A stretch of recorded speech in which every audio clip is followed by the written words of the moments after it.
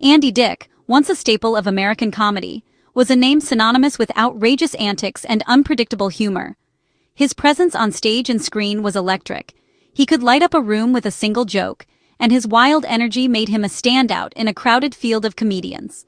On shows like News Radio and MTV, Andy pushed boundaries, never afraid to take risks or challenge the status quo. He became a familiar face in living rooms across America, his comedic timing and offbeat style earning him both fans and critics.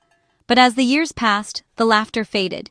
Headlines that once celebrated his comedic genius began to focus on a darker narrative, stories of addiction, run-ins with the law, and personal struggles that played out in the public eye. The world watched as Andy's private battles became front-page news, a sobering reminder of the pressures that come with fame. Then, on December 9, 2025, everything changed. The flashing lights of emergency vehicles cut through the night, signaling a crisis that was all too real. This wasn't just another headline or a tabloid rumor, it was a life-or-death situation unfolding in real time, right on a city street. Witnesses saw Andy Dick, a once beloved entertainer, slumped and unresponsive on the cold pavement. The scene was jarring, a stark contrast to the laughter and applause he once inspired. In that moment, the crisis of addiction was no longer an abstract issue or a distant problem. It was heartbreakingly real, unfolding before the eyes of strangers and fans alike. Paramedics rushed to his side, working quickly and skillfully to save a life hanging in the balance. This was not a spectacle for entertainment or gossip. It was a public health emergency, stripped of all pretense and performance. The gravity of the situation was impossible to ignore. The image of a comedian, once adored by millions, now vulnerable and fighting for survival, underscored the urgent, life-threatening nature of opioid overdose. It was a sobering sight that forced everyone to confront the reality behind the headlines. In moments like these, compassion and immediate action are not just important, they are essential. When a life hangs in the balance, it's a call for all of us to respond, to support, and to remember that behind every headline is a human being in need of help. The incident unfolded in broad daylight on a busy Hollywood street, where the energy of Los Angeles pulses through every moment. On this particular day, the city's usual rhythm was interrupted by something no one expected, a sudden emergency that would draw the attention of everyone nearby. Here, where fame and fortune are just steps away, tragedy can strike without warning. The Walk of Fame, usually a place of celebration and dreams, became the backdrop for a crisis that would ripple through the community. Andy Dick, a familiar face to many, was found unresponsive on the cold concrete stairs. His signature glasses, a symbol of his quirky persona, lay abandoned on the ground. Friends and strangers alike rushed to his side, their concern etched on their faces as they tried to make sense of the unfolding scene. The ordinary bustle of the city was shattered by panic and confusion. People who had been going about their day suddenly found themselves witnesses to a life-or-death situation. The chaos was captured in a live-streamed plea, "Andy, wake up," as the crowd's anxiety grew. In an age where every moment can be broadcast instantly, this desperate scene was shared with the world in real time. What began as a private crisis quickly became a public alarm, as viewers online watched events unfold with a sense of helpless urgency.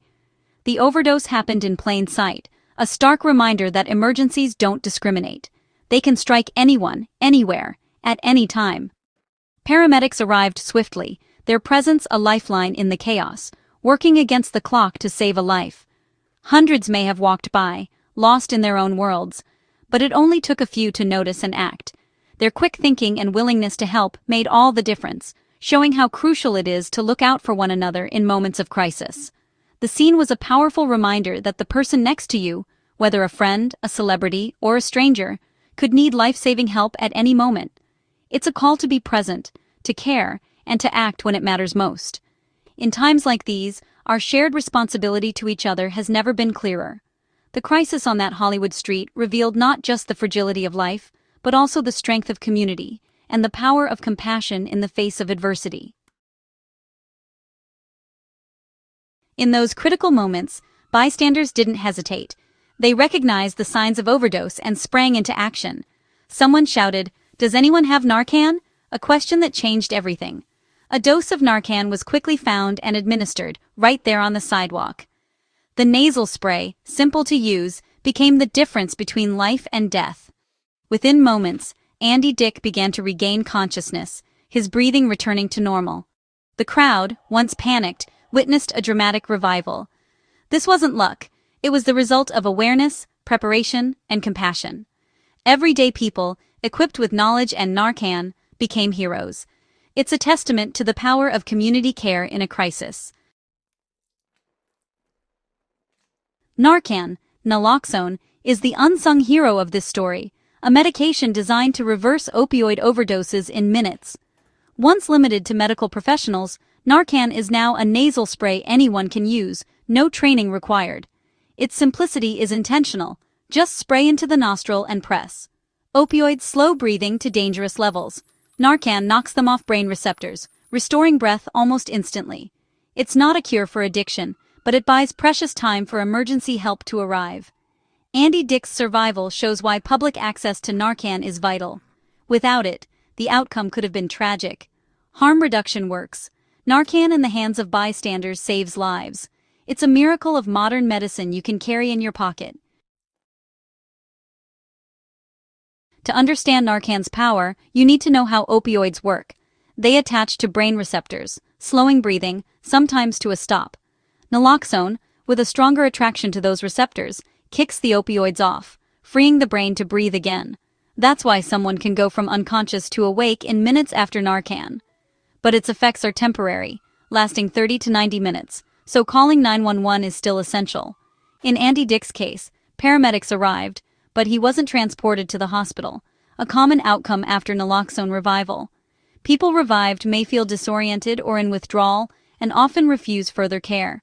Still, the most important step, restoring breath and preventing death, was achieved. Quick action and Narcan made all the difference. It's a life-saving bridge until professional help arrives.